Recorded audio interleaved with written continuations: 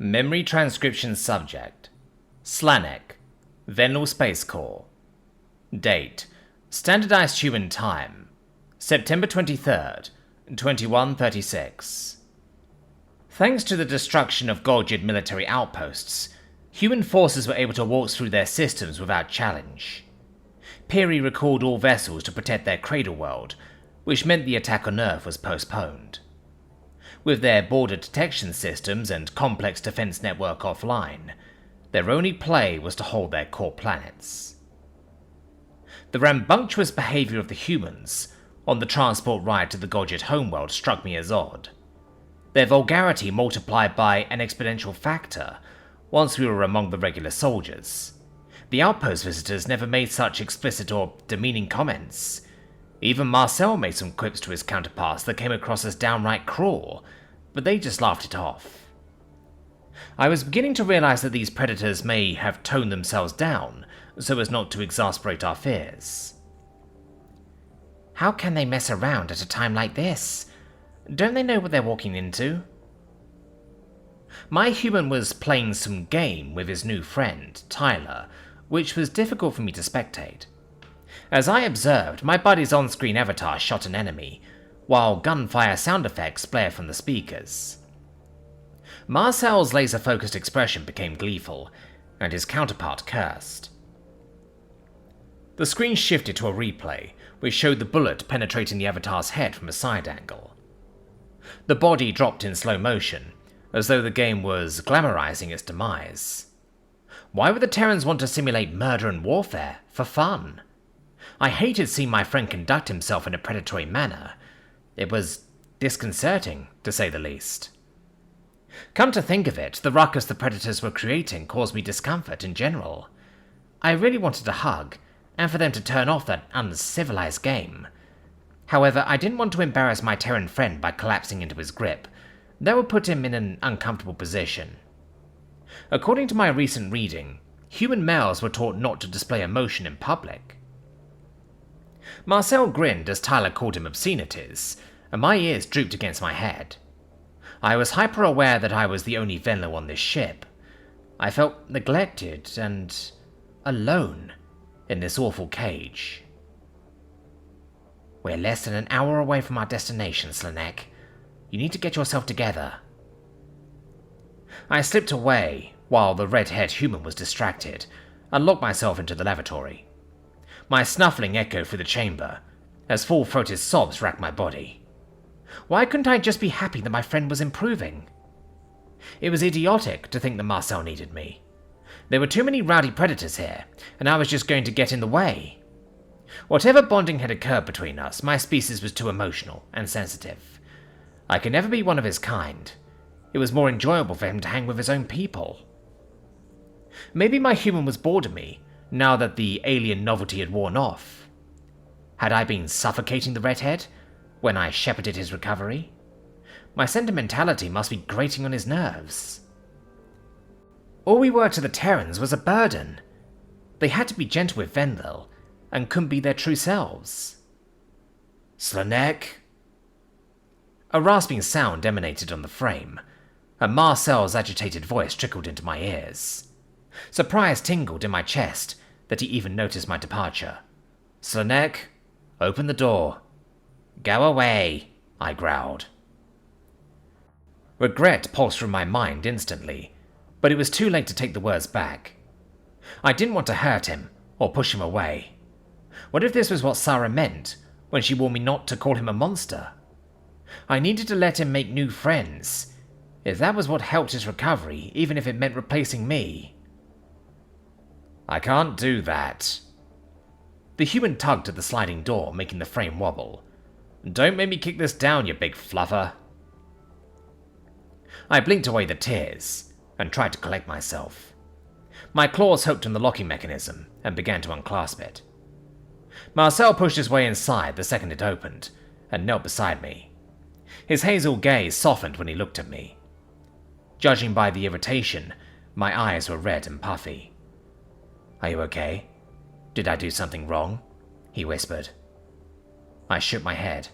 No. The video games bother you? You think it's senseless and violent? Predatory? Yeah, but that's not why I'm crying. At least, I don't think so. So, you're homesick? Not really. Don't worry about it. It's stupid. The human crossed his arms and raised his eyebrows. The unwavering look he gave me stated, "I'm not budging until you spill." A tear straight down my cheek. "You've been different ever since we got on this ship, Mark. I feel like you don't want me here." Marcel recoiled like he'd been slapped and stared at me in silence. My heart sank. The soldier wasn't denying it. The human finally shook his head and chuckled, a stubborn grin clinging to his face. How could even a predator find that amusing? A snarl tugged at my lips. "Don't laugh at me." "I am going to laugh at you when you say something that fucking dumb," he snorted. "How is it dumb? It's like you've lost all interest in talking to me or doing anything together." "Slanek, you've been avoiding me with a 10-foot pole. You haven't so much as wagged your tail at me, and it's suddenly like any contact with me repulses you. So I've been keeping my distance and trying to figure out what I did." "Huh? Don't you want your personal space? I read a lot of books on human psychology to prep for this trip. They said you have an aversion to close contact. I didn't want to pester or embarrass you in front of the other guys." "We have a problem with other humans in our bubble. But you're fine, because you're cute. Look, anyone that objects to me cuddling you is probably the type of person that kicks puppies for fun. So they can fuck right off." A chuckle trilled from my throat. All the predatory stresses compounded my emotions, and it hadn't even occurred to me that I was the one who withdrew. Marcel was only respecting what he saw as my wishes. I squinted at him. "You're having more fun with the other humans, though. You look so happy. And I want you to be." "I'm just trying to get to know the guys. We're going to be fighting alongside of them. I don't want everyone to treat me like some charity case just because I'm..." Marcel trailed off, pointing to his pink scars. "That's all I'm known for, Slanek. I don't want that." "That doesn't define you. Anyone who thinks it does can fuck right off, to use your phrase." "You're right. I'm sorry if I made you feel exhausted, buddy." "I'm sorry too." "All is forgiven. So, now that we're good, can I pick you up?" As soon as he saw my ears flick, Marcel scooped me up in his arms. I felt joyful as he carried me to the couch, unashamed of our bond. The predator switched off the gaming console, noticing my sigh of relief. I wasn't sure I wanted to be in his grip while he was focused on simulated death. "Come on, man. We had one more round," Tyler protested. "I felt sorry for you. Mercy rule." Marcel scratched my forehead, and the other soldier smiled at me too. Somehow, the expression looked much more ferocious on his lips than my human's. Besides... Our room was plunged into darkness, as the lights snapped out in unison. The transport lurched beneath my paws, and the long-limbed humans reached for nearby furniture to steady themselves. Godget orbital defenses must have nailed us, which meant we entered their orbit. In the dim lighting, the predators' faces were cloaked in shadow. It bore a striking resemblance to our prehistoric beasts, lurking in the night. The only thing I could see was the faint glint of Marcel's eyes, and the rapid movement of his arms. He draped me over his shoulder, while terror numbed my mind. I could hardly even squirm in his firm grip, not that my body was obeying my brain's commands. I wanted to protest, but couldn't manage anything more than squeaks of gibberish. "Slanek, don't pass out like you did against the Arxor. You're supposed to be watching out for Mark," I scolded myself. "Do you have to freeze every time you're in imminent danger? How are you going to make it in a war zone?" Another tremor pounded the transport, and the overhead ceiling creaked. The shields buzzed from the impact's dispersal, but some of the damage trickled through. This Godget barrage meant an early departure for Terran soldiers launching to the surface. The main vessel wasn't going to be able to get us as close as they wanted. "I'm surprised the Godgets found us so soon," Tyler barked. "What about the ships we sent ahead as decoys, to draw their defenses away?" I lowered my ears. "I'm sure they predicted your predatory tactics, ruses and deceit. That's all you guys." Marcel's fingers tightened around my stomach, You don't have to make it sound nefarious, Slanek. Everything we do isn't predator this, predator that. We just want a tactical advantage.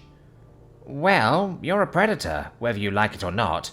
I don't mean it to be unkind, I responded. The Arks are our ambush predators too. We've been conditioned to expect them to use stealth or lure us away. Tyler snorted. We're not ambush predators though. We persist. Shut the fuck up! I gaped as Marcel jabbed a heel into the other human's boot, and caused Tyler's words to break off. Don't you dare finish that sentence. Oh, shit. I'm sorry, man. I wasn't thinking. Wait, you're what? I asked in a tentative voice. Marcel, why did you stop him? You're scaring me, roaring like that. My eyes had adjusted to the lighting enough to see my human gritting his teeth. I had been around the Terrans long enough to know that was no smile. It was too strained. He was terrified that immediate disclosure would freak me out. What secret was Marcel hiding? Didn't humans have to be ambush predators, primarily? All of our scientists were certain that was their only viable hunting strategy. They were slow, and their brains were their only advantage. Do you trust me, Slanek? He whispered. I nodded his shoulder. Yes. Marcel turned into a hangar bay. Do you think I'm an abomination? Like Sovlin and Zahn did? No, you know I don't. Well, I'd like to keep it that way. I'll tell you, but not right now. Then it can be our secret, okay? Fine, but I'm not going to forget. My friend sighed and scratched his fresh buzz cut with frustration. I could tell from how his strides quickened that he didn't want to convey that information at all.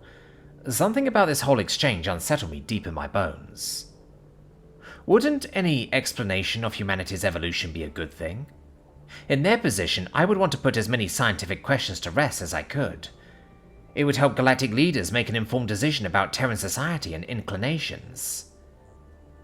Marcel sat me on the floor and slipped a bulky harness over his shoulders. I scrutinized his body language, trying to determine why he wouldn't confide in me. If anything, not defaulting to ambush predation distanced humanity from the Arxor. What could be more heinous than stealth? Now, on the topic of trust, the red-haired human began. I'm going to strap you to my vest and sedate you. Everything will be alright, I promise. What? I scrambled backward and collided tail first with Tyler. Why? You don't need to knock me out. Marcel clinched his vest straps. You know we're jumping out of a shuttle from the upper atmosphere. I don't think you want to be awake for that. What? No! I thought that was a joke!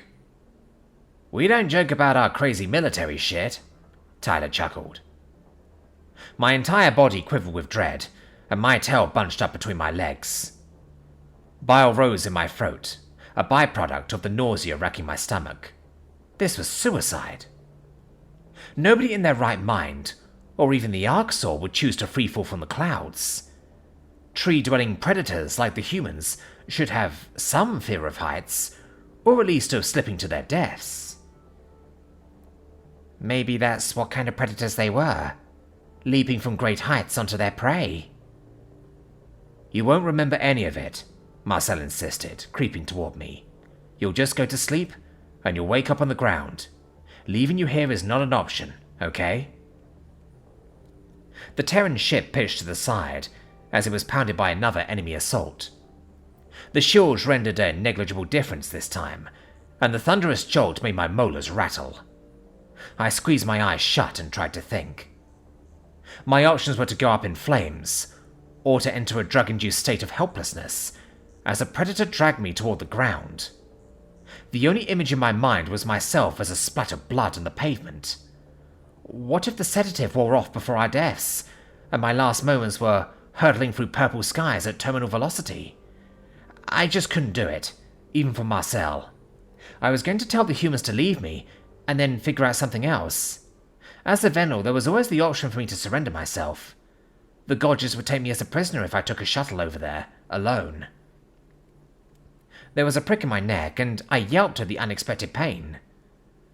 My eyes blinked open to see Marcel stoop beside me, inserting a needle into my skin. The human already unloaded the entire syringe? With the tranquilizers flowing through my veins, I was going to be at the predator's mercy. A scream of horror came from my throat. "No! Please, don't! Mark!" My eyelids felt impossibly heavy, and my vision shrank to a pinhole. The last thing I remembered was collapsing into the human's arms, certain he was about to kill us both.